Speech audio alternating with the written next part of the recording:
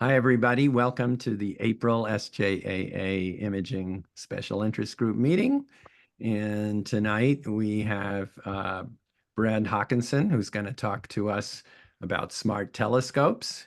But before that, we have a special word from Rich Klein, who's going to he's going to tell us a little bit about the upcoming June meeting. Not and before that, of course, there'll be a May meeting, but that'll be about the June meeting. So take it away, Rich. Sure. Hi, everybody. Here we go. So as Hy mentioned in the June Imaging SIG meeting, there will not be a presentation. We would like all of you who went to the eclipse and got pictures and had experiences to present.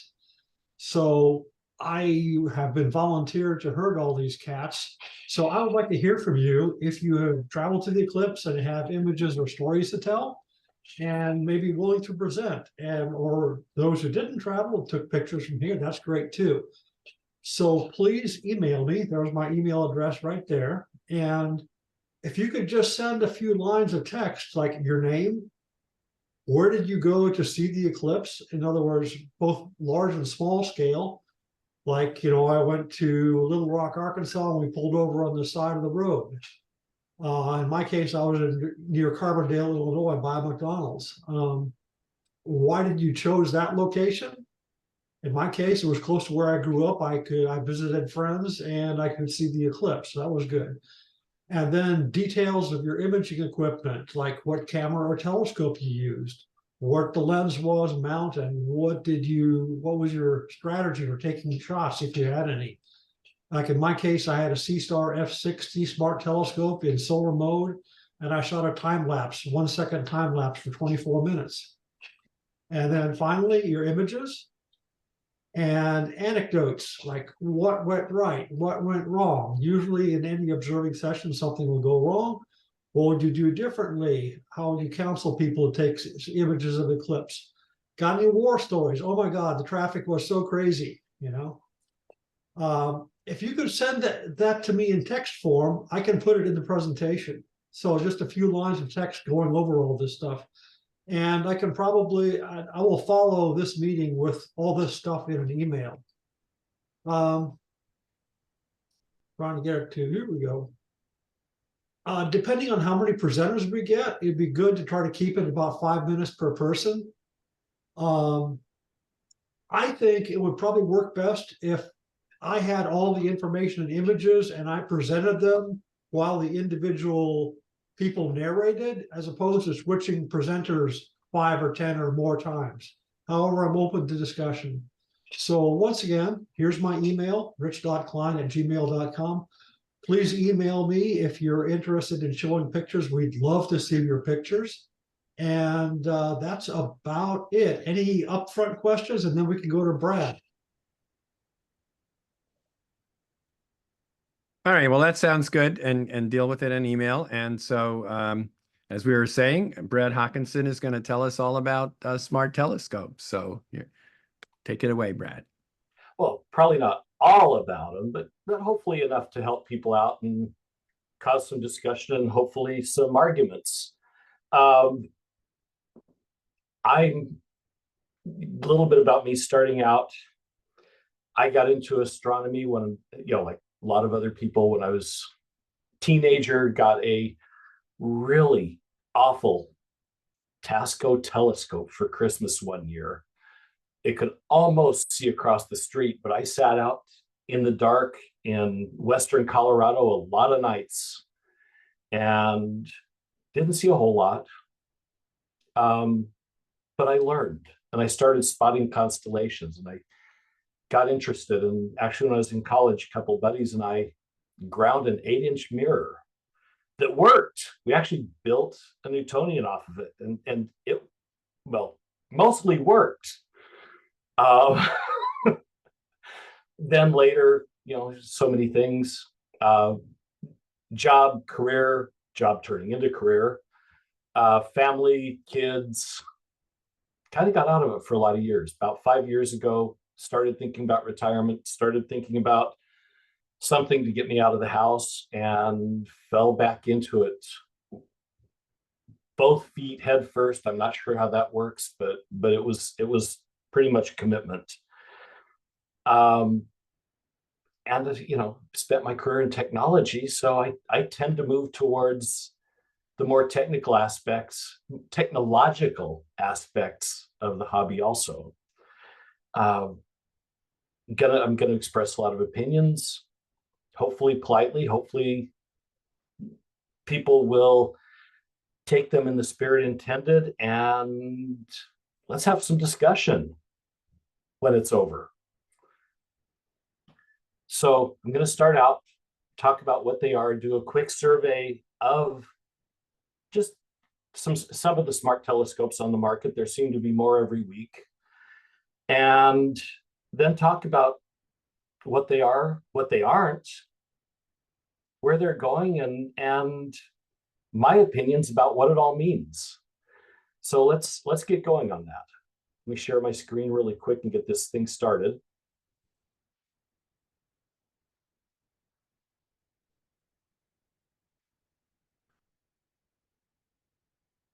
Come on, click the right button.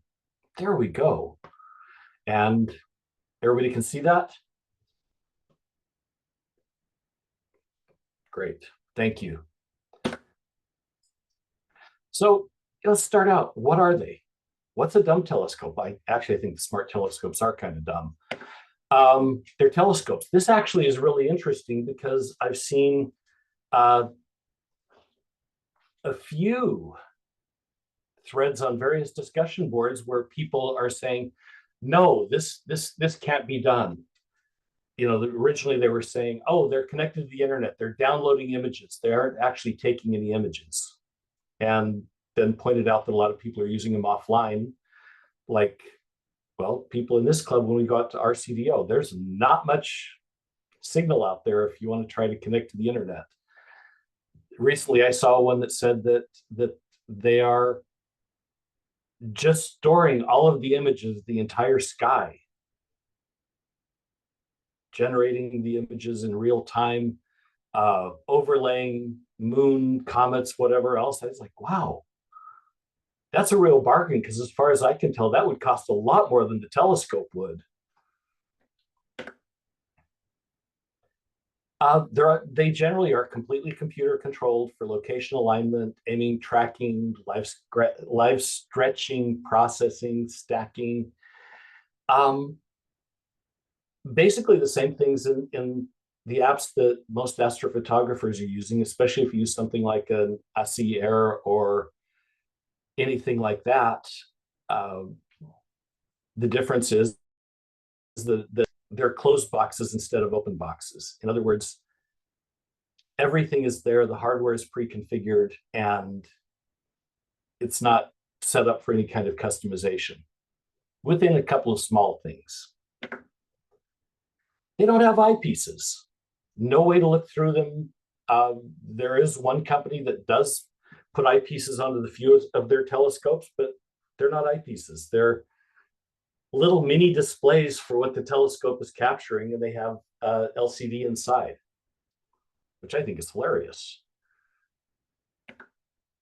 They're actually kind of dumb. Like I say, they don't work on their own. You can turn them on and off. That's about it.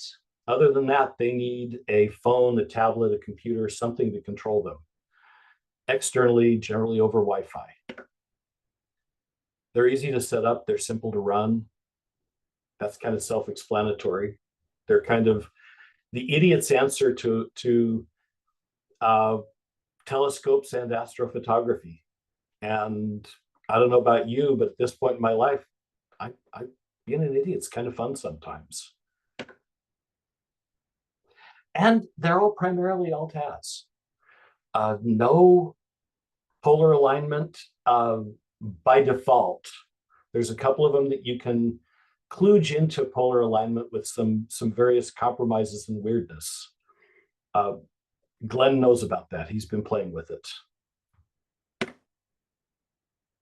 And so let's look at a couple of them before we go too much further, and just what they are, what they do. And the first one is, you know, I kind of went by price on this, and this is also probably the most popular one. gee, it's the cheapest. Could that kind of go together? Might be. You look at this, it's very small, especially if you use that tripod, you'll trip over it. I put mine on a full height tripod. Anything with a 3/8 inch screw, which is standard for photography tripods underneath the head, this will work on. And it's very small. It is about, the base is about 5.5 by 6, and it's about 10 inches tall. It's tiny. One compromise that kind of bothers me a little bit when I first saw it, but it doesn't appear to be too much of an issue, is the light path, because it's 250 millimeters, comes in, there is a mirror, another mirror, and then the sensor here, and that's how they get 250 inches into, or 250 millimeters into about a 45 or 50 millimeter, that's probably 60 millimeter case. But works pretty well. Alt has mount, like we said. A little bit of a scary light path. One of the interesting things is ZWO has been adding features to this constantly. I believe, actually, I don't believe, I know, the current release is 1.17, and those are all feature releases. And that's since last August. There have been a couple of bug fix releases that are then the dot after that. And it seems like when they do one bug fix release, they do multiple bug fixes because they tend to screw up the bug fix, which happened on 1.16. And well, for the software developers, they're also doing agile development, because every time they do a bug fix release, there's whatever new features they're working on too. So they're definitely taking from the top of the development tree when they fix bugs. But that's, most places in the country, that would not be an appropriate comment, but around here it is. Produces JPEGs and FITS files on the device. What it transmits to the phone or tablet controlling it is just the JPEG preview.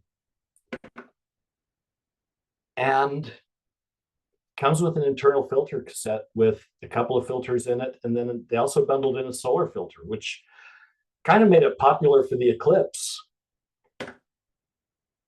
And there's a nice little 3D printed accessory third-party industry going on around it, which is kind of fun to see. You can download things, print them yourself, buy them online, various places. I mean, last time I looked, Agena Astro was selling half a dozen 3D printed accessories for the telescope. That's kind of a cool cottage industry.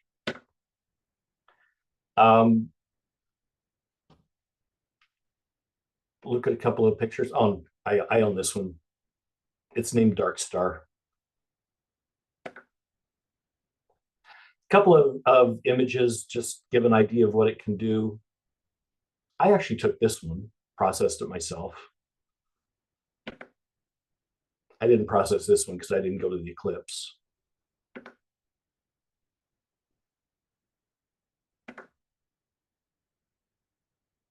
But they're not bad. For the resolution on it is 1080p in portrait mode. So 1080 by 1920. It's not bad. Then there's the Dwarf 2. This one is almost scarier than the Seestar, because it's a much smaller, I have a spec page coming up, but it's a much smaller aperture, and they use what's known as a periscope, so that they have behind here, they have two sensors, one for doing landscape and one for doing, or two lenses, one for doing landscape and one for doing astrophotography. And it comes in, hits a mirror, and then the sensor is clear at the other end of this rotating part. So this is the very top where you can see it rotates, the cylinder is the telescope. The rest of it is batteries and electronics down below, and a motor so that it can turn on the horizontal axis. Tiny little scope. It's incredibly small. Again, Alt has, oh, I forgot to say, the Seestar is one of them that you can, coming back just a little bit, the Seestar is one of them that can be adapted now to equatorial, but it's a little bit of a kludge. Essentially the easiest way to do it is you turn off the GPS in your phone or tablet, or maybe just use one that doesn't have a GPS. Program in that you're at the North Pole, and it says, okay, you're at 90-degree latitude. We're happy. And we'll just control things that way. The only problem is that we're where we are, and because it thinks you're at the North Pole, it won't give you anything to image that's below the equator. Because if you're at the North Pole, that's all you can see. But it works. So again, the Dwarf 2 is Alt has, everything that I have is, but I put that into all the bullets, or all the slides just to make the point. Very inexpensive, small, tiny. Not quite put it in your hip pocket, but darn near. It does work, and yeah, that about covers it. It's not super impressive, but you know what? It's usable, produces decent images. And 2 years ago, if it had come out, because it's been out for about 8 months or 10 months or something, if it had come out 2 years ago, it would be absolutely amazing. But it kind of was a little late or something. It kind of, I think it's being left behind. But again, produces reasonable. I tried to put pictures of Orion, delete off all the scopes that I could find something, just because everybody recognizes it. It gives a nice comparison. And, good enough. You can see dust lines.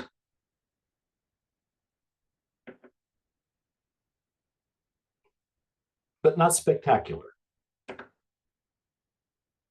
This is the Vespera 2. It just came out in January. It's the sequel to the Vespera 1, oddly enough. And I also have one of these. This is moving into the range of pretty amazing stuff. It's an Alt-Has mount. Everybody's shocked, right?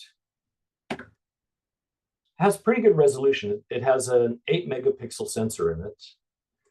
And it is almost exactly double horizontal and vertical resolution to what the Seestar does. And it's double, the chip is a later version of the sensor from Sony. And so it actually has the same pixel pitch. And so it covers twice the area, which is kind of nice. And it also has a Mosaic mode where you can change the shape, drag it around on your screen, rotate the sky so it fits what you're doing. And that'll take it up to 24 megapixel, which is not bad. Obviously, it takes longer to image. I have a little bit of a demonstration about how they did it later because it's kind of interesting.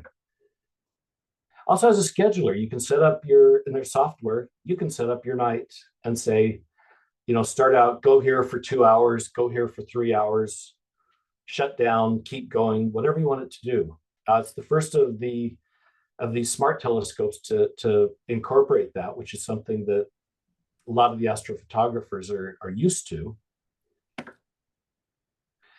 Now they managed to hit a $1690 price point by including no accessories. There is not even a power cable in this thing. No filters, no nothing. You buy it, you get a telescope in a box.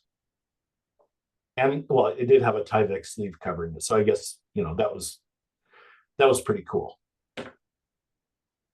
Also, it doesn't generate FITS files. It does TIFF only for its, quote unquote, raw images. Also does JPEG previews that you can get to and are pretty nice. They also kind of, I think, to hit that price point, they cut the storage a little further than maybe they should have. It's not a scope that you're going to want to use for a full night generating FITS files, because it will do individual FITS if you enable that. But you're not going to want it to be generating individual FITS files as it goes. You're going to want to use the pre-stacked image if you're running it for more than an hour or two, because it just does not have enough memory. And looking at the name, mine is named Tic Tac. I don't know if that's apparent why. But it does some fairly nice work. Hey, Brad, what's the aperture and focal length? It is the same as the Seestar. It is 50 and 250. Thanks. The difference being that with it, there's no bending of the light path or anything because it has a long enough arm.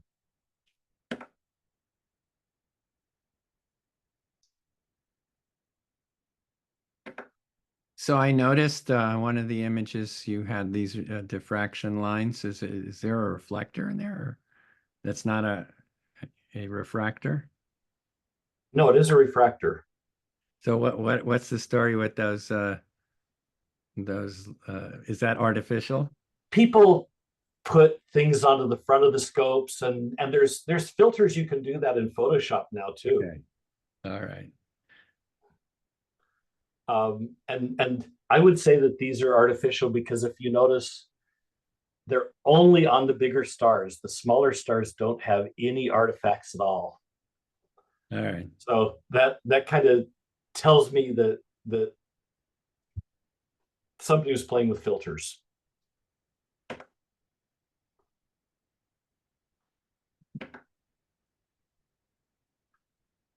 But this one produces really surprisingly good images. And it's only been out for a couple of months. So you can see, okay, this one is very interesting. The Origin from Celestron is not shipping yet.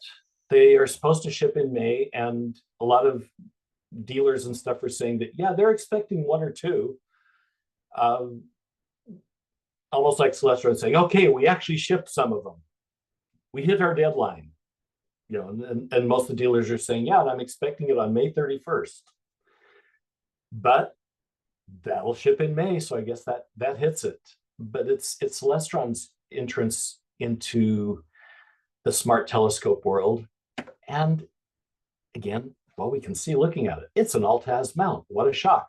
Also, a lot of us may recognize that mount if you've ever been around Celestron telescopes.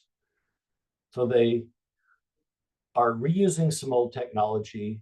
They're making it modular, but there's still a lot of guessing about it. It's a RASA tube with 152 millimeter aperture, so it's a little bit bigger. The back of it is where all the electronics are, and one picture I saw of the inside of it, it has a Pi 4 in there. So, and I think a number of them do, actually. I think my Vespera has a Pi in it also, but not completely sure. That's the modular is the interesting question, and Celestron may have answered that a little bit because they just did a presentation in the last couple days on this telescope, and they said they first came up with the concept in 2010. That's got to be the longest product development cycle in history. But it has because it's a RASA. The mirror is up the camera is up in the front of it, and so I mean it is 152 millimeter, but it's also a fairly large obstruction up there because of the camera. But the camera is completely removable, and is attached with a USB Type-C cable. And they implied in this speech, in this presentation was given, there's a PDF that you can download on the internet. Like I say, it just showed up in the last day or two after I'd done a lot of this presentation. And it showed that they're planning on next year coming out with an upgraded camera. And so is it modular? At some point, are they going to have an upgraded mount? Are they going to have an upgraded telescope tube? Are you going to be able to configure different pieces for your use?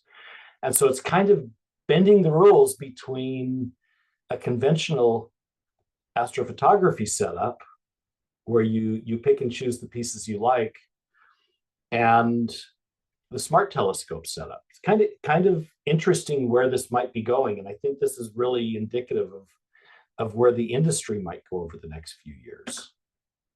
It is expensive. It's $4,000, and it's not, compared to what you can get for less, it's not that much better for that much money. But it is the first, I mean, you could count ZWO, but they've come out with some telescopes. They're not really known as a telescope maker as much as a camera maker.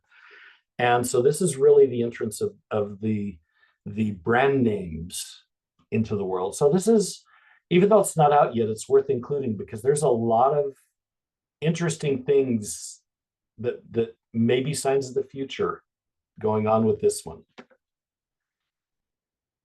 And I thought I was going to have to fake some images that Celestron released last fall that aren't the right resolution and are not even clear if they came from the telescope. But just 3 days ago, a beta tester started posting a few images. And so, you know, for what they're worth, these are actually from the unreleased telescope. Not bad.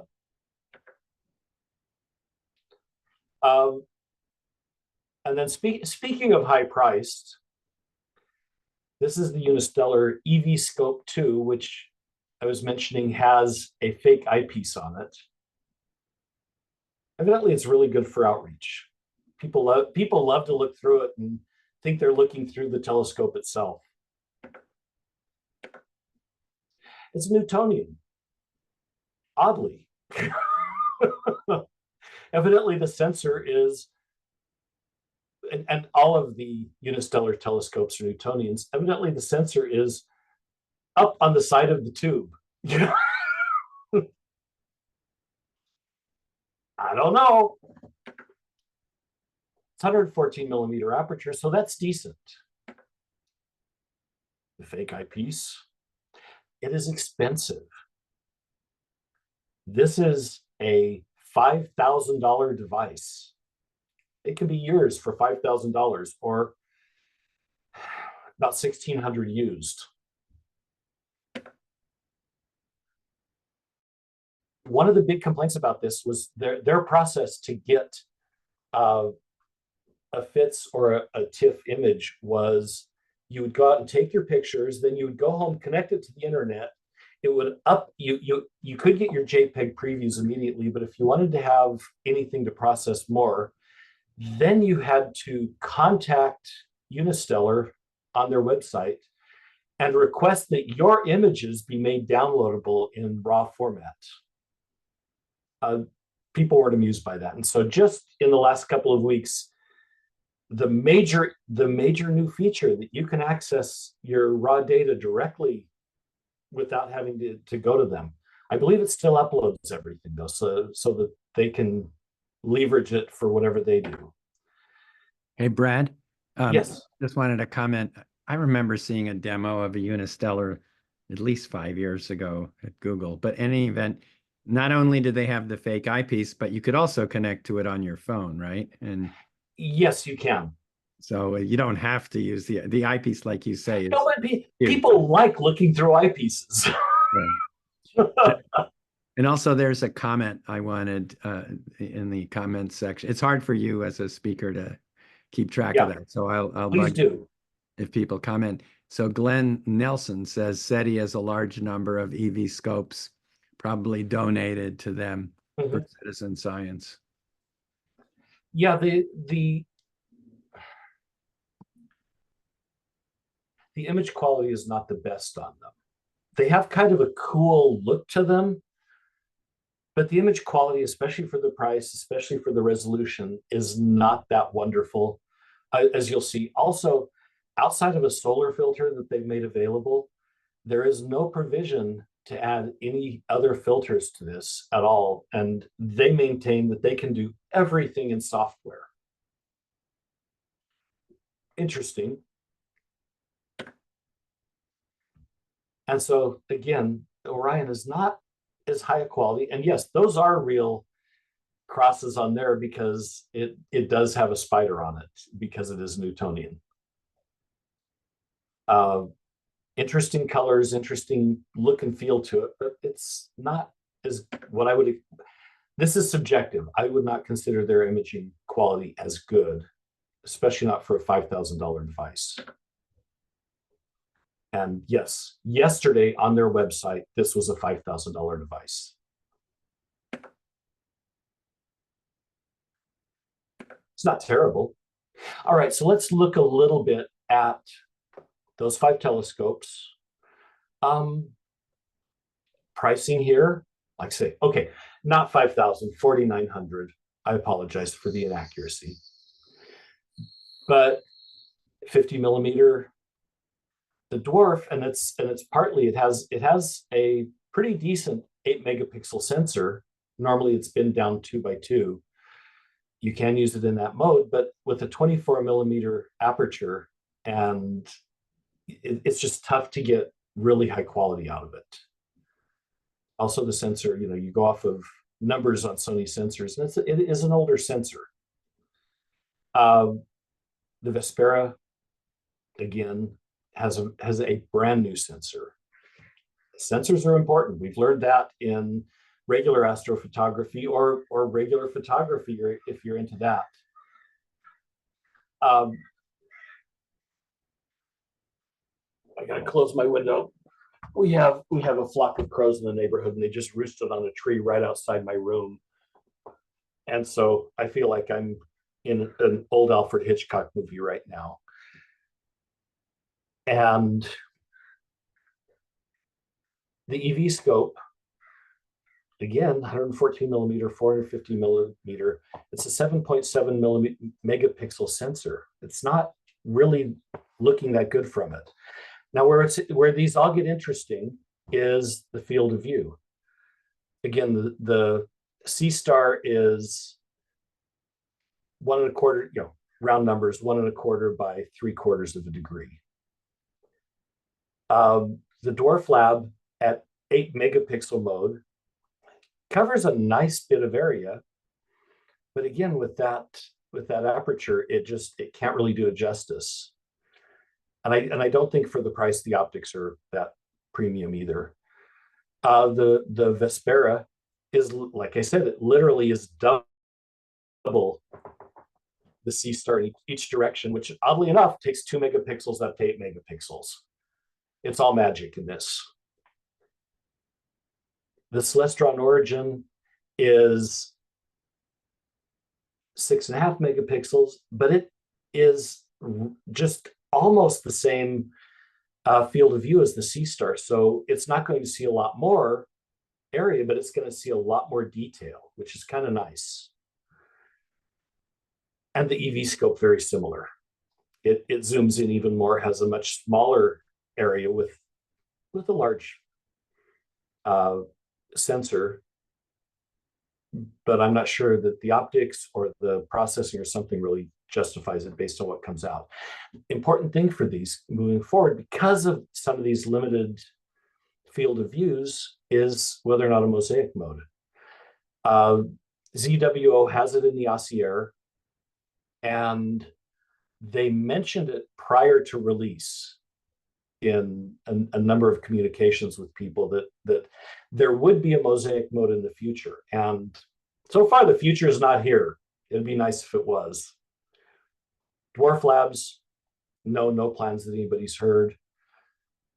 The Vaonis Vespera, like I say, it's up to 24 megapixels, and that works out to the most rectangular is 4.33 by 2.5 degrees. and or squared at 3.25 degrees. And so it's a nice field of view in its mosaic mode. Celestron Origin on the presentation from 2 days ago, it says 2025 timeframe. It's Mosaic is on the list of features that are going to be added to its software, but the list of features that are going to be added is noted as being subject to change. And Unistellar has been saying that they are investigating it, and they've been investigating it for about 3 years now. So maybe.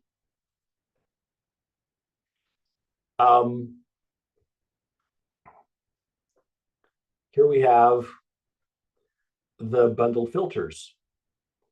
The Seestar in its cassette. Some people call it a filter wheel at first, but it's not. It's a cassette, and it drops them down like slides in the slide viewer. For us old folks that remember what slides are. It has a UV-IR cut filter. It has a dark filter. In other words, a black piece of plastic that drops down for it to generate darks. It has a dual band, which is also wide enough that it can be used for light pollution. And then it comes with an external snap-on solar filter. Well, not snap so much as just press fit friction. The Dwarf Lab in the deluxe version comes with the UHC filter. Meant to say solar here. Should say solar, not filter there. Oh, sorry. Celestron Origin, we don't know. It does have a drawer in the front of the camera, or well, as you're looking at it, it's the back of the camera, but in the light path, there is a drawer that can handle any 2-inch filter, any standard size. I'm sure if you had like a polarizing filter that was 1/2 inch deep, it wouldn't fit in there, but any standard filter will drop into the Celestron Origin.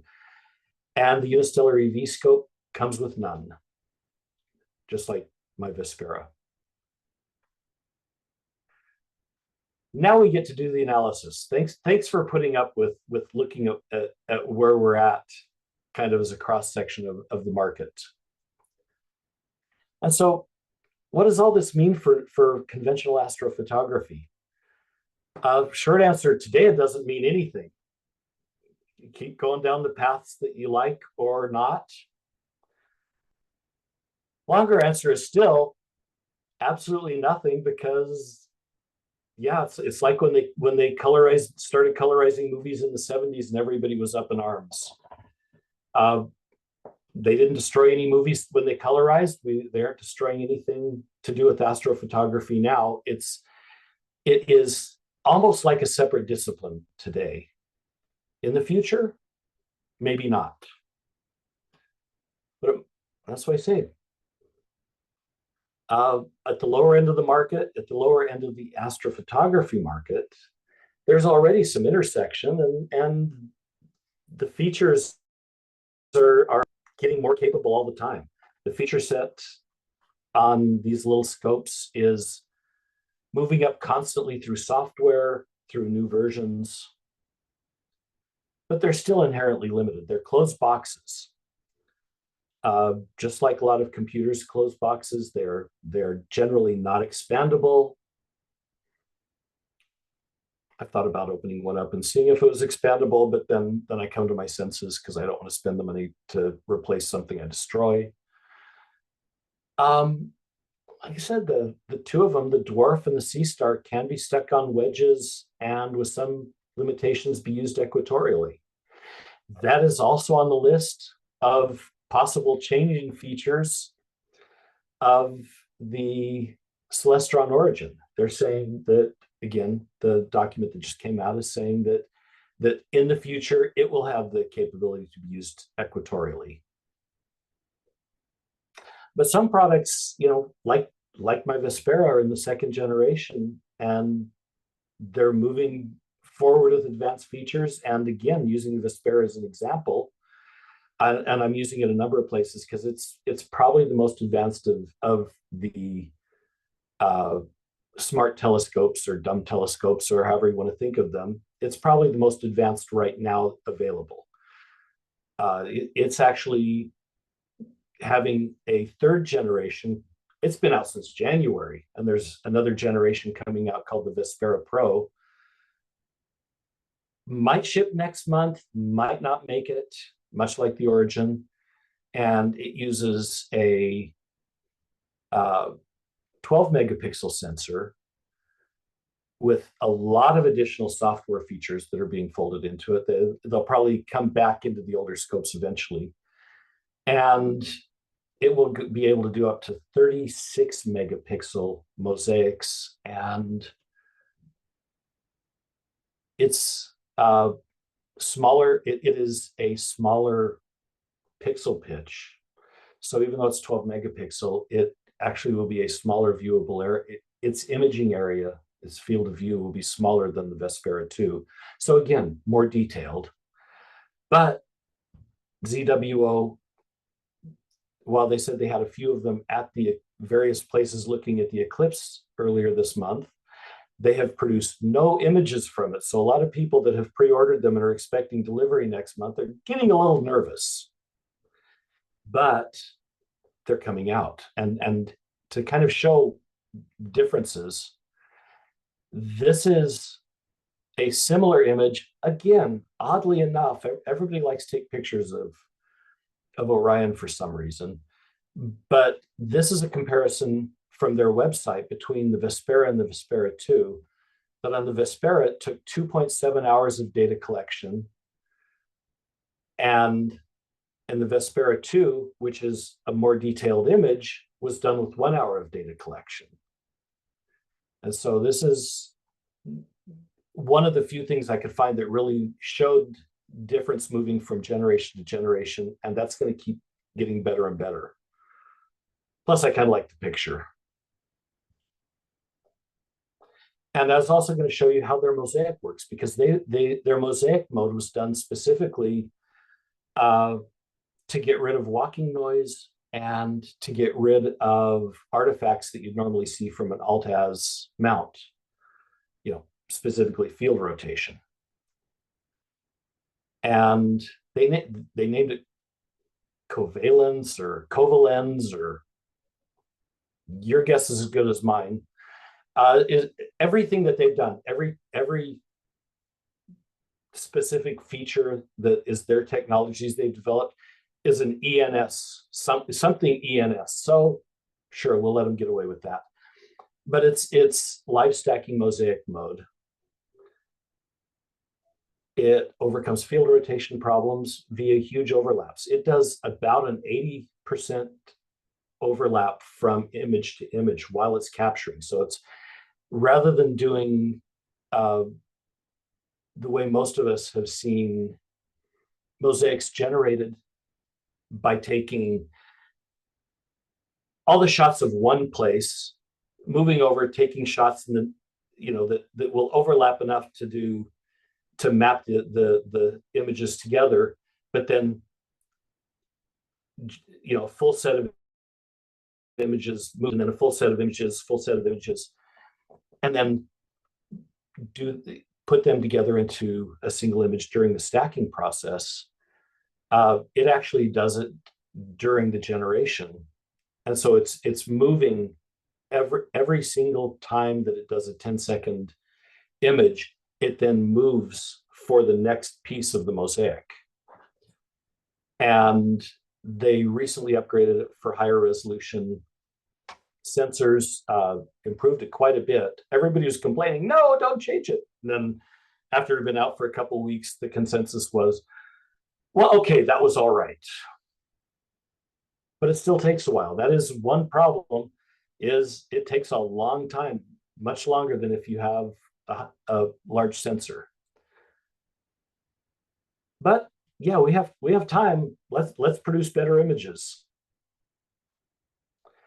And so this kind of shows Stellina was their first telescope. This is the first generation Vespera.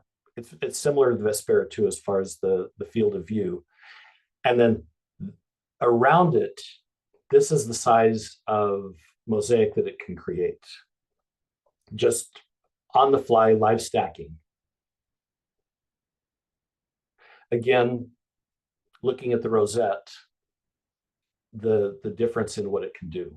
And the field is also completely rotatable, and you can change the size of what you're mosaicing and down to basically the size of the sensor.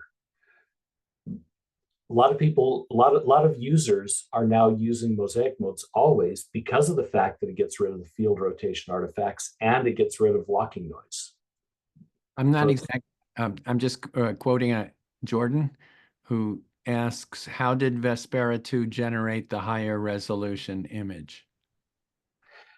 I have a video of that. I have a video of how the mosaic works. Again, this is a mosaic, much larger than the field of view, because the field of view is about a quarter, about, a third of this. And so here's a demo of how it does it. Give it a second to load and cache. We were hoping to cache from earlier, but it didn't. Okay, this is from YouTube, the source of all knowledge. And you can see as it starts generating, see each of the images, it's most of what it's doing is overlap, and then it's moving every time, and it generates this. It'll keep doing it. It will keep, once it's completely covered the field, you can keep going, have it do the field additional times, 2 or 3 times, and it produces a very nice 16-bit TIFF to process. And so you can see this is not the way you normally think of a mosaic being generated, but for conquering the problems of an Altaz mount, this is brilliant. And I could sit here and let it run, but it's right now it's just getting these last couple of corners there. The bottom left corner got done, and then it's looping back around, and it'll close off the top right. I think that should just about get it.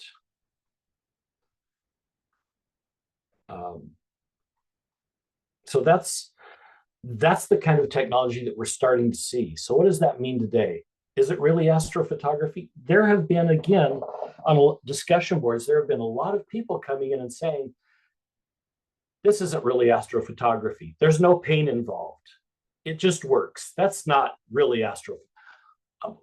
Okay, in that case, I'll stay away from real astrophotography personally. I don't know how many times I've gotten to where, even before I got into the smart telescopes, I stuck a couple of extra USB cables with different connectors into my bag, because when we went out for our little monthly star parties, there was always somebody that forgot a USB cable at home that was doing photography, and I could help them that way. Now, this is where one of the places where it gets interesting is, again, looking at discussion boards, talking to people who have bought these. And a lot of them are Seestar users, it turns out, because it is by far the best selling, with totally anecdotal, because nobody's releasing sales figures. The Seestar is by far the best selling of the smart telescopes. But you talk to people that have hugely sophisticated, expensive systems that they've been putting together for years, and then they've bought a Seestar just to play with it, and guess what they end up using the most? They get home in the evening after work, get the kids fed, get the kids to bed. They have an hour before bedtime, and they could watch 90 Day Fiance, or they could grab the Seestar, have it set up in 10 minutes, and be capturing some data. Might be just whatever they happen to be on that night, or it might be extra data for whatever they've been capturing for the last week. But it's astonishing the number of serious astrophotography people that are now playing with Seestars more than their conventional systems. And completely insane. Yeah, what I'm getting off of it compared to what I get off of the other system, it's total crap. But it's so much fun. And fun is not a bad thing. EAA is another one. I'm seeing a lot of people that are posting that they're using these as telescopes. You know, they're not doing images that are long enough to really do any kind of processing. They're going out and pointing it at something and looking at it for 10 or 15 minutes. You know, 5 minutes in, you've got something that's very viewable, that they can see better detail than what they could in their conventional telescope. And then they move on to something else. You know, the first time I saw somebody with a list of, you know, like almost 30 things that they had viewed with their smart telescope the night before, and I was like, how could they do that many? How could they capture that much data in one night? It's like they weren't. They were throwing away all their data. They were using it as a telescope. And that kind of blew me away, because that hadn't occurred to me.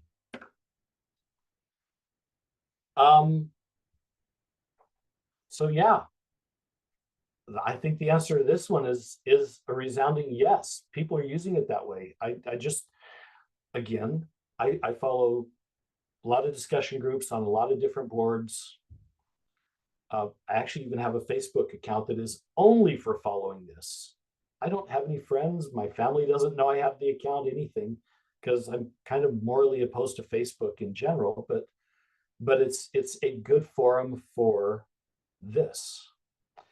And I just saw a really nice post the other day from a gentleman who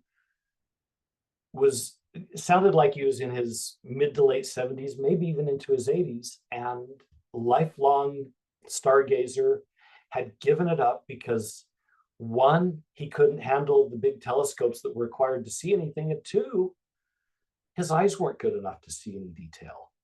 He had bought a smart telescope and had the joy of the activity back, because he could see things on his tablet in just a few minutes that were superior to what he could see through, you know, a large daub.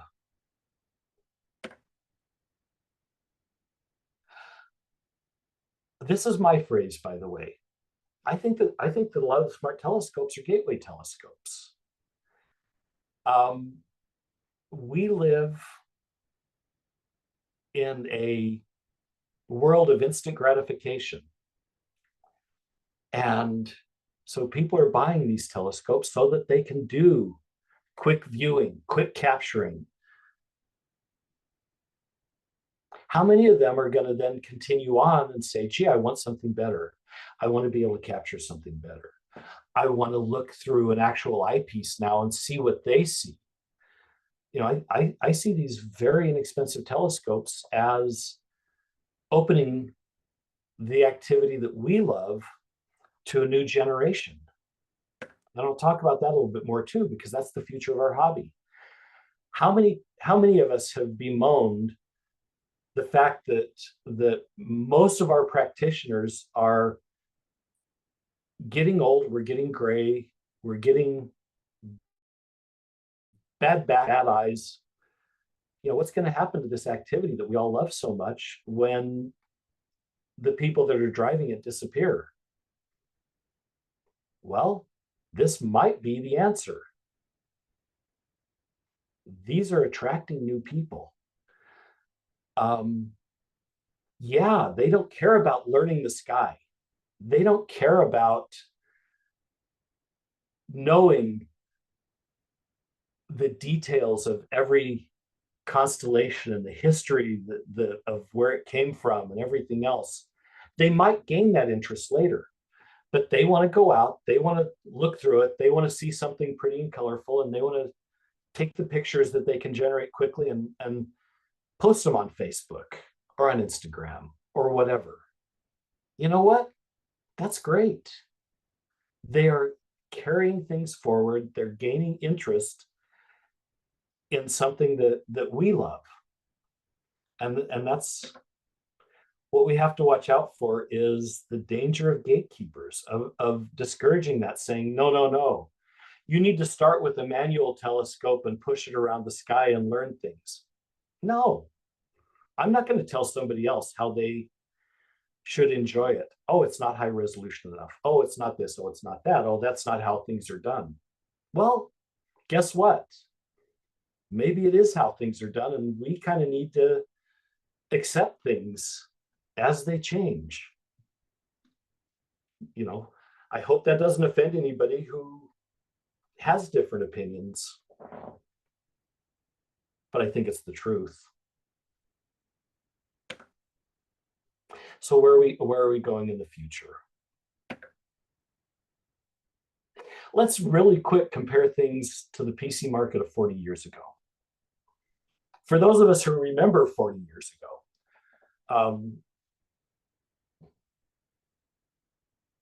we were in the 1980s, and the IBM PC had been out for a couple of years, which was actually about 40 years ago when it came out, the early 80s. But they were starting to see the clones, and people were starting to be able to buy pieces and put together their own telescopes, or they weren't telescopes, they were computers. Oh my God. But at the same time, the manufacturers, the Dells, I remember the hot one in those days was an AT&T 6300. It had an 8086 instead of an 8088 processor, and it was high performance. But if you wanted to have a really good computer, you went out and bought components, you bought the case, you bought the motherboard, you put them together, you customized it for your purposes. You didn't want to buy one of the canned boxes that was from, God forbid, somebody like Packard Bell, because they were just so substandard. They weren't as good for you. Does that sound familiar? Maybe kind of like where we're at with astrophotography today. What happened was the manufactured ones became better and better. They became more configurable. And while there are still people that put together their own systems, it's more likely, even if you want to put together a high performance system, you're going to buy a standard box and maybe put in a high performance graphics card, put in a bigger hard disk. But that's how we've evolved. We've evolved from if you wanted to do it right, you had to do it custom, to, yeah, the standard configured boxes now today serve most people's purposes. That might be where we're going in astrophotography. So how do they become competitive? Well, maybe you need a standard modular hardware architecture, like the buses, like the power supplies, like the connectors on PCs. That's why I was saying the Celestron, that is not yet real, is kind of interesting, because it is the first of these smart telescopes that appears to be modular, and that they're going to be coming out with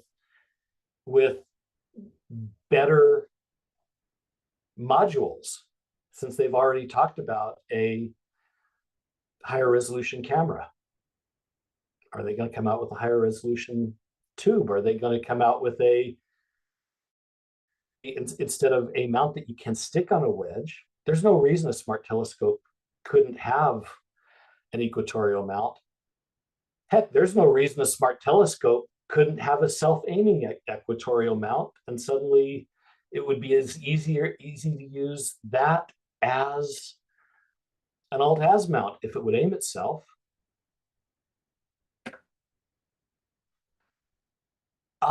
The smart telescopes, or the modular telescopes, or whatever the future, we need ASCOM support. It'd be nice if we could use somebody else's software, maybe a third-party software, rather than the canned software that they come with. As good or as bad as it is, it'd be nice to be able to have that decision on our own. And we already have the interface, which is ASCOM. And I'm going to go back a little bit. Sorry. I apologize. On the ASCOM, maybe there's room for an extension of that to be a wrapper to be able to say, here is the support for a telescope that then wraps individual drivers, things like that, to make it so that the configuration is simpler for regular human beings. Because it's sometimes not that easy getting all the software to work together. Everything leads to third-party software support. As we found in everything else in the computer industry, nothing gets really optimized and working well until the third parties come in. And then it brings up the question of, does it even need to become competitive with custom rigs that serious astrophotographers use today? Or will they be the custom rigs? Yes, there is an imaginary BE between they and thee on that slide. But are smart telescopes the future serious systems? I don't know. I think it's interesting that they might be. So they're here, they're not going to go anywhere. They're already drawing new users to our hobby that we love. They're bringing back some old ones. They're corrupting existing users so that astrophotographers are playing with them instead of their expensive systems. They're not replacing them by any means. They're still going out and using those, but on a day-to-day basis, they're getting more commonly used within our hobby. Over time, we're seeing that they will become more powerful, generation by generation, and the generations are fairly close together. And if the market wants them to, they'll eventually compete with high-end astrophotography systems. Like everything else, the market will drive it. If the market doesn't want them to, they will continue to be two different markets. And most importantly, they're a lot of fun. I'd recommend, if you haven't played with one, do so. And oddly enough, there's a lot of them that are showing up really cheap because a ton of people bought Seestars, Vespera 1s, Dwarfs, took them out and pointed them at the cloudy sky trying to see the eclipse. And now they're selling them. So you can find cheap smart telescopes right now and have fun. That's what it comes down to.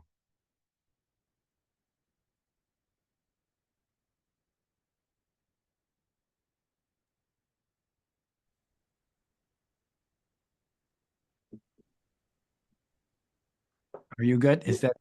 That's it. I'm done. Oh, thank you. Thank you very much. Well, now it's time to open it up for questions for Brad. Please. Hey, Brad, this is Rich. I don't so much have a question, but a comment. So I have both a smart telescope and a real telescope. And can I share my screen and just show you some impression I have here? Please. One of the things to take in mind with a smart telescope is to get everything out of it, you still have to process the image. It'll deliver a stacked image, but it's really not very good. Yeah. And if I can, shoot, what happened to it? Okay, here. If I can share this. So at an RCDO night a couple of months ago, I took this image of the Fishhead Nebula. And this is what came out of the Seestar after about an hour. And this is the stacked JPEG. And after processing the FITS file, this is what it is, which is a big improvement, right? Yeah. So with my 130 millimeter refractor, this is the Fishhead Nebula, which is quite a bit better. But that rig costs a whole lot more and is a longer exposure anyway. But what the point I wanted to make is to go from here to here took me almost the same amount of processing time as I did to get this one out of the 130 millimeter refractor. So that kind of levels the playing field a little bit. And I still shoot with my larger telescope, even having a Seestar. Well, of course. I mean, if I had a Ferrari and I bought a 360Z for everyday driving, I'd still drive the Ferrari on weekends.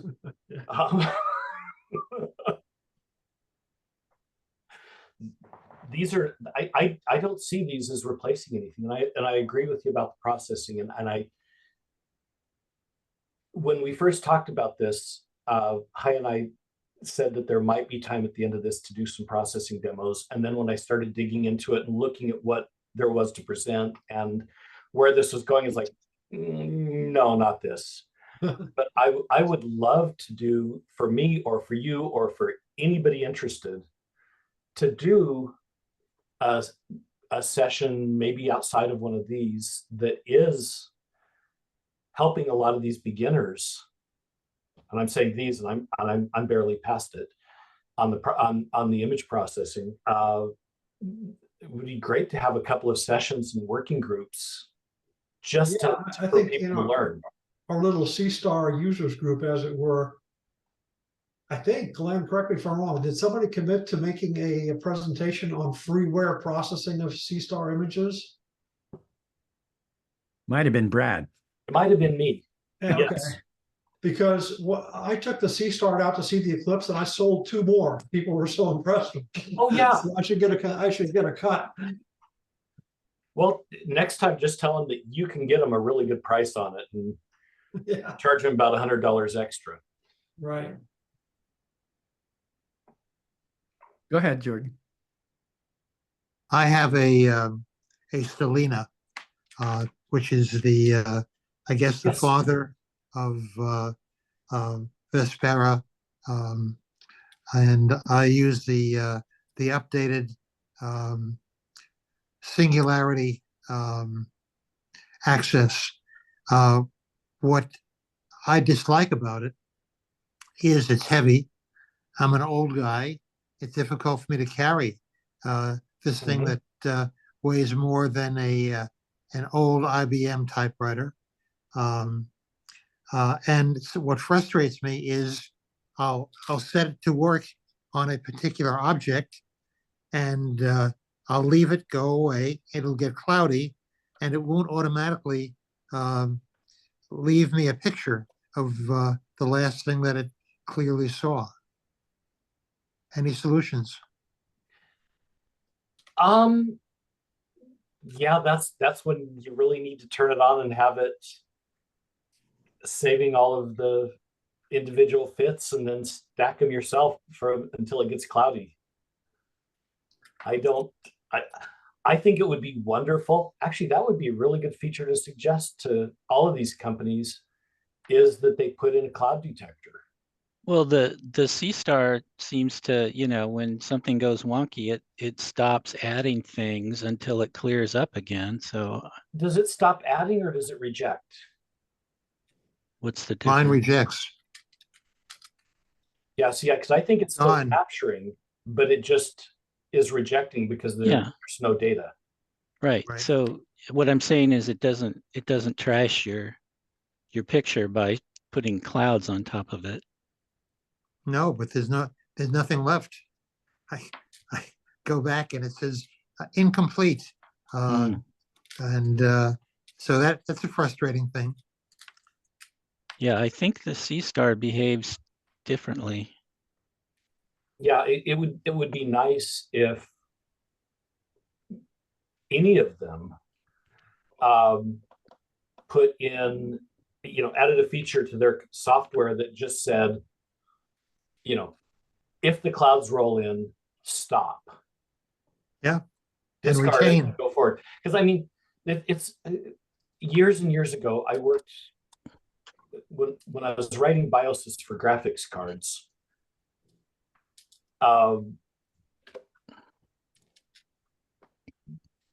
There came a time when I know this is shocking, but we would have chips that had bugs in them. I know that's totally shocking to anybody that's ever worked in the electronics industry. And one of the architects described his hardware bugs as software bugs, because his contention was that anything that could be fixed through software wasn't a hardware bug. I kind of felt a little different, but that is neither here nor there.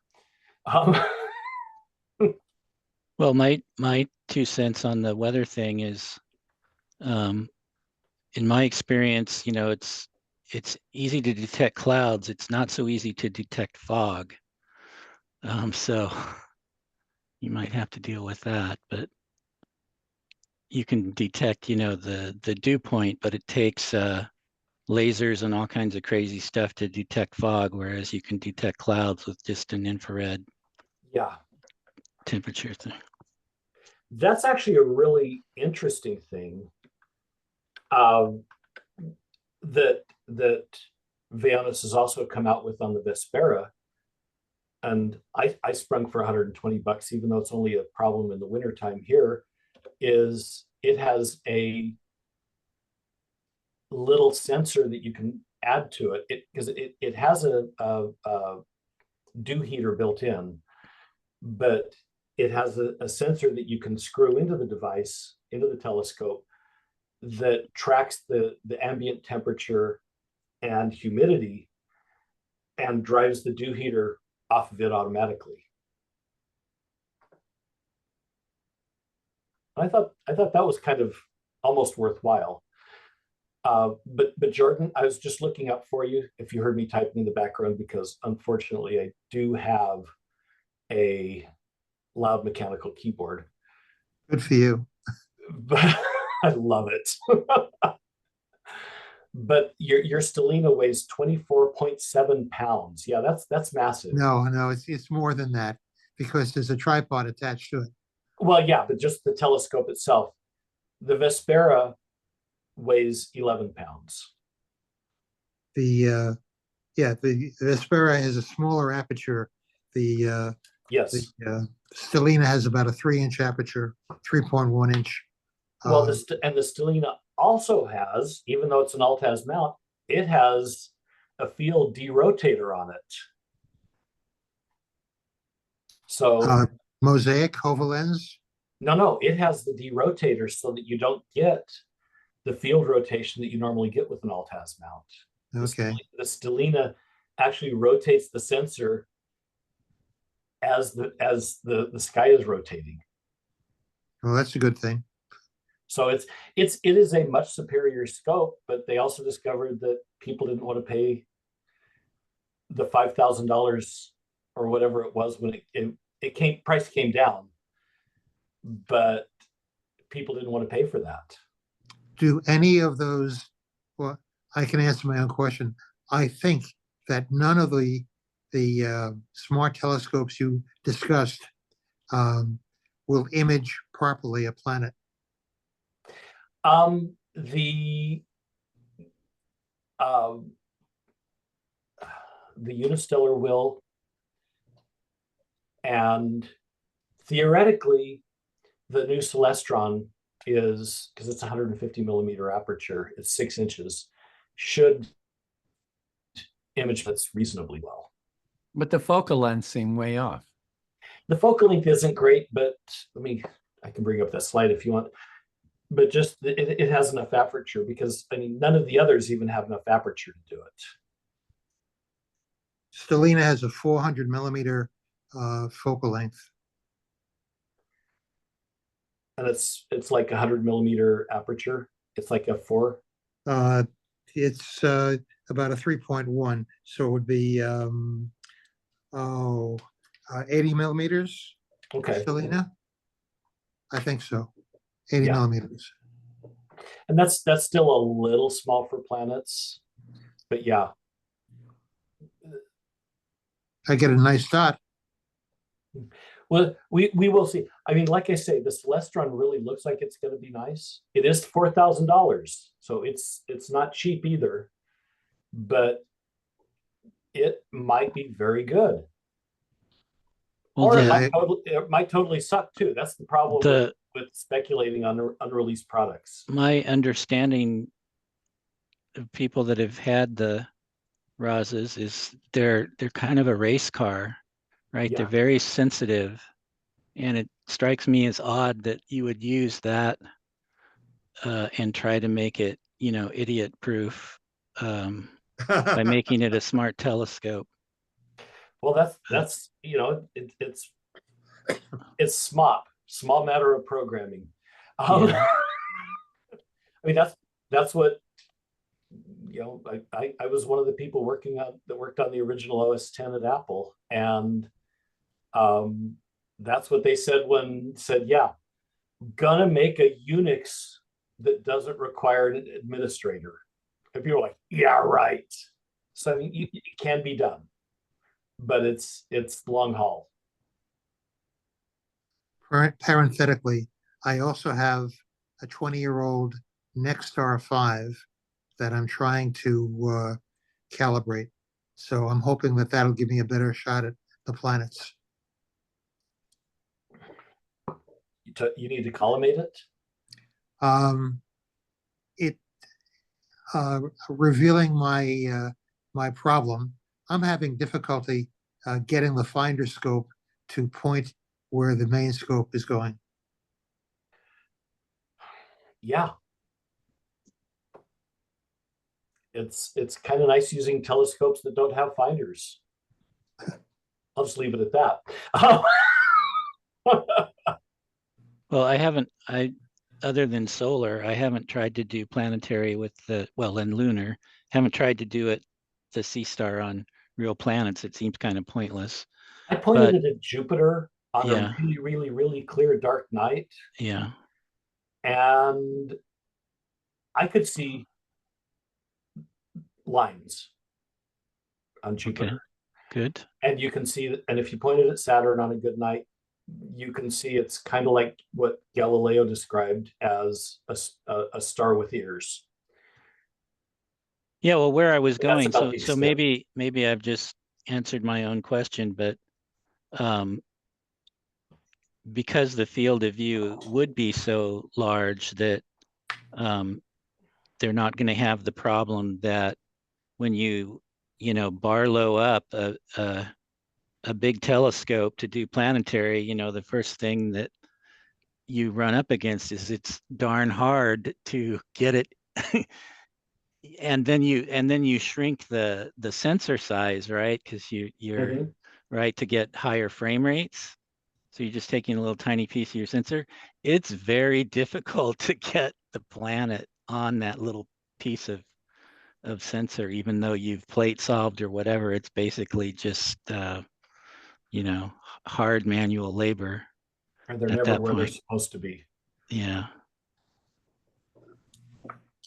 Yeah, I think, and I didn't mention that in the talk, and I should have, because I'm aware of it, is, yeah, these scopes are solar, lunar, and deep space, pretty much. Yeah, I got a picture of a bird in a palm tree with my Seestar that I couldn't see with the naked eye. Had no idea there were birds up there. And there's a whole Palm bunch of trees them. in space. Yeah. Yeah, I sent a friend a picture of the moon that I took the other night with Seestar, and it was almost full, but not quite. But I figured since it was going to be cloudy tonight, when it really is full, that was the best I was going to do. And I sent the picture, and they said, "Wow, it'd be really cool if you could get a picture of Earth like that for Earth Day." And so I walked out with my cell phone and took a picture across the street and sent it to her and said, "Earth." Mm. Just zoomed way in.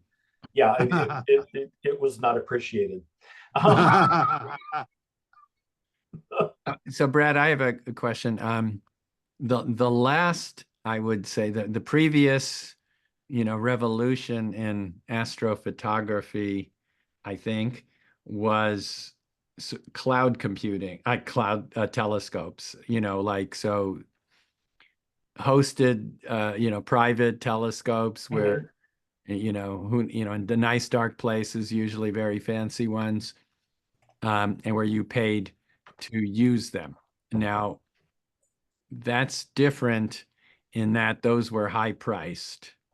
They never set the price points lower. So whereas these things are, relatively speaking, much, much cheaper than that revolution was. I assume that, I mean, a lot of people do that, but I don't think it took over. Um, it's interesting to contrast it though with this because I've often felt, like I need to have a telescope in my hands, even if I, literally speaking, am sitting in my living room controlling it over a laptop. I know I can walk outside and there's a telescope there. But it's a little different when the telescope's in Peru or in the Sierras, even though it takes better pictures. But I don't know. What do you think? Do you see a day where forget about these little telescopes? It's all, quote, in the cloud, and there's enough scale where it can be cheap enough and give you better pictures than your home setup. Um, yeah, but at the same time, though, I can see a day that you could probably do right now. All it would take is programming time and some cloud storage, a little bit of compute time.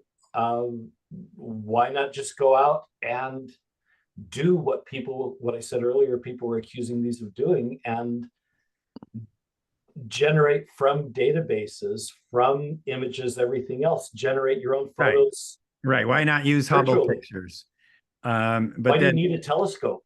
right. But then you can ask that, of everybody. Right. Right. Anyway, I hear you. So where do you draw the line? If you're gonna, I'm kind of with you.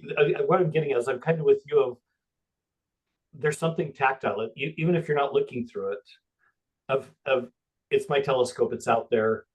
Even if it was 100 miles away on a little piece of land I was leasing from a rancher, sitting on a mountaintop, but I was still controlling it myself, and it was my telescope. Is something that it's something you can grab and you can hold and you can say that's my telescope, as opposed to renting time.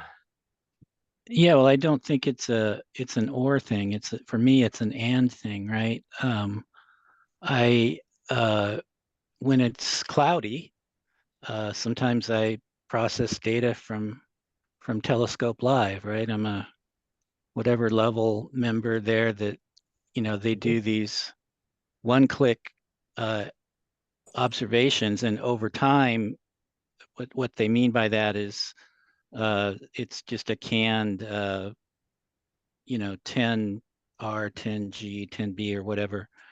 But then they repeat it. So over time, you can go back and get, like 30 hours on some target from Chile, and for pennies, really. And so that's what I do when it's cloudy and I still want to do some astrophotography. But yeah, that doesn't keep me from working on my own rig or club rigs or what have you, and trying new things with the hardware and software. Well, see, and that's actually I was similar to that. I had been thinking that would be fun if we ever actually get more than 2 days of clear skies at once this year. Mm-hmm. At this point, I'm starting to get skeptical. But it would be fun to just take all the people that have Seestars. There's a ton of them in the club now. Yep. And go out to RCDO or go someplace relatively dark some night and have everybody point at the same site at the same image for an hour. Everybody get all of their fits individual and get 15, 20 hours of something, and then go look at the next thing and go look at the next thing. If you had a dozen scopes out there, we could get some really serious amounts of data and then process them as a group and see what kind of stuff we could get. Well, you could do that from home. Yeah, you could do that from home, but well, it depends on your home. My home is about 1.5 miles from downtown San Jose. in between 3 streetlights with trees all around it. But I get your point. But the idea was to have like a wide artificial aperture, or whatever the term is, for radio telescopes, where you have a bunch of telescopes imaging the same thing, and then is that a legitimate way to add up the integration time? You can add up the Absolutely. integration time, but not the aperture. You can't change the diffraction. With visual, you're not going to change the aperture. With radio telescopes, by doing that, you can suddenly deal with much larger wavelengths than what you can get with a single dish. And that's the idea, is that you're gaining them up that way, and using it, essentially using the software to make a very large dish out of an array. But with this, it would just be getting a much more data in a much shorter time, minimizing, again, field rotation, the enemy of alt has. And yeah, you could, if you were someplace dark enough to make it worthwhile, you could do the same thing by going out and imaging every night for 45 minutes on the same site for, a week or 2 weeks or whatever. But it just be a fun thing to try for people in the club. That's I think it's a great idea, because after all, the difference between being in a place with Bortle 7 sky and the place with Bortle 3 is about 20 times the brightness of the background sky. So if you have 20 telescopes, you can integrate everything and get in 1 hour the same thing that you get in 1 hour from pinnacles. And there'd be less field rotation, because you're going for a shorter amount of time. And that's the idea, is that everybody's doing it at the same time for a shorter amount of time. Yeah. Not to mention the social aspect to it. That's a very interesting project. We wouldn't talk to each other. No.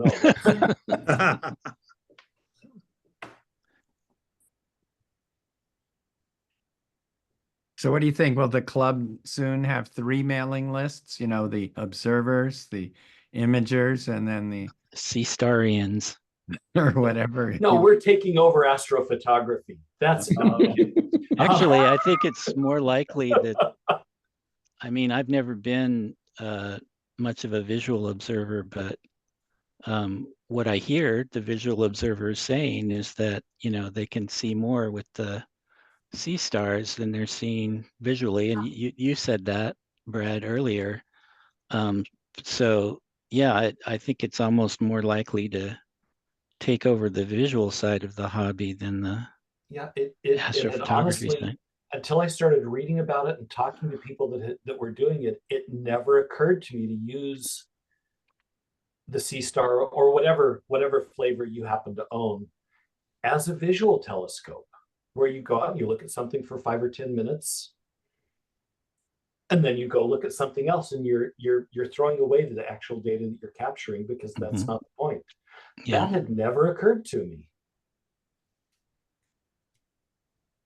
When I'm teaching kids, they like to use the big telescope.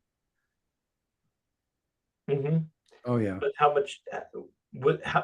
There is the appeal of the big telescope, but how much also is the appeal of letting them all be looking at it in real time as it's gathering data and starting to make the image on their phone, their tablet, their computer that they have, because there are ways that you can make it so that they can all view it at the same time. I happen to know somebody on this talk that has been playing with that. Yeah. You know him, Glenn? I do. And I've got a bunch of them sitting here. Let's see if I can get in front of the camera here. Oh, it's going to erase it. It's invisible. But that's a QR code, right? And it'll be lit at night, and all the people have to do is walk up, and on the back is, again, the camera's trying to erase it, but there's a battery and a Raspberry Pi and a little device that does HDMI to USB. And there's a lot of dog hair on this, but yeah, I've kind of got it all figured out, and I just need to, again, the weather thing, need to have an Start actual. selling those. We tested it at Hoagie Park with, you know, maybe 10 people. We need to see what the real limits are. You know, what happens if you have 20 or 50 people, right? But anyway. Yeah, I mean, it's, you know, that's what I say. The kids love looking through the telescope, but as driven as they are by cell phones, computers, tablets, how much more would it be that in real time they're looking at that and they're talking to each other and comparing? And yeah, well, there is the thing too, and I saw this the first time that I was at our CDO where somebody had a smart telescope, right? And it wasn't such a shock to me because I'm always looking down at my laptop or whatever, right? But you know, suddenly you had a group of people sitting down looking at their phones instead of looking up at the sky. And yeah, the hardcore visual people were kind of freaking out about that. But at the same time, they were more engaged. They could see more. You know, they could pick objects, and so it's just different, I guess. People just have to. yeah, the future, this in some form, the stuff that we're doing might not in 5 years, it might not look anything like these smart telescopes. Might be a hybrid, might be something different, but the future is coming up on us really fast, and it's gonna change what we do for fun. VR and AR. And unless you don't want to, if you want to keep being out there with your push to Dob, nothing wrong with that. But I'm very optimistic. I tend to be a little optimistic, but I'm very optimistic that this is going to transform our hobby for people that want it to transform, and we'll open it up to new audiences. Yeah.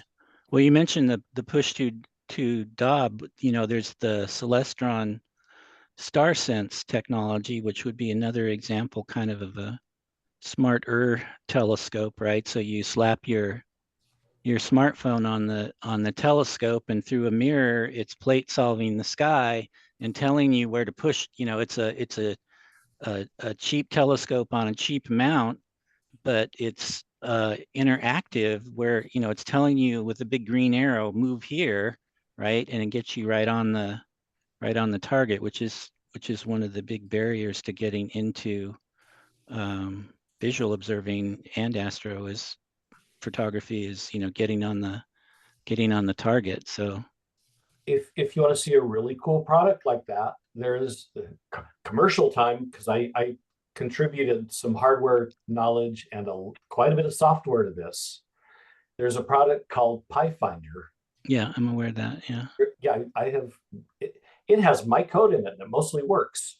It's a little Raspberry Pi device with a camera that you put on your push-to telescope, and it has a little display, a little keyboard, and you say, I want to look at this. Here's what's available. Pick something off the list. I want to go here. And on its little display, it gives you arrows telling you how to get there, you know, give you a little information on it, give you image of it, and it will take you to it. And it's doing plate solving real time to get you there. And you can buy a kit and make it yourself, or you can buy one finished with the Pi and everything on it for about $600, which isn't cheap, but it's really cool. Hey guys, so we're about an hour and a half into it. So, and we're losing people. So I figure it's probably time to thank Brad for a really good presentation. Hopefully it wasn't too boring, and maybe even Excellent. might have learned something. So please unmute and give him a hand. Hey, thanks, Brad. Good job. Thank you, everybody else too. And we'll see everybody next month. Talk to you later. Thank you. Thank you.